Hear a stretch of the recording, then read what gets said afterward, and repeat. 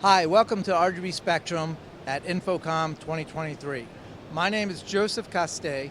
I'm a regional manager for the Northeast. You can visit RGB Spectrum at www.rgb.com.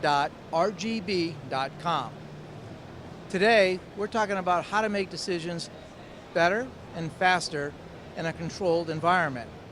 You're looking today at a video wall processor from a Zio4000, and you're looking at an operator station at the desk, common operator, and we're using our XtendPoint KVM-Over-IP line.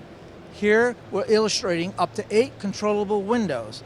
In fact, one of those windows is the controller for our Zio4000 processor. I'm going to go ahead and press one of the presets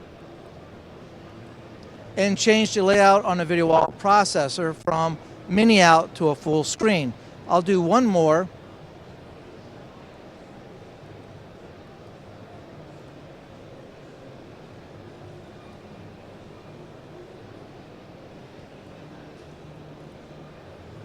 There we go.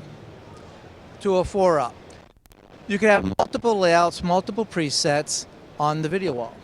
You can also have multiple layouts and presets at the operator's desk.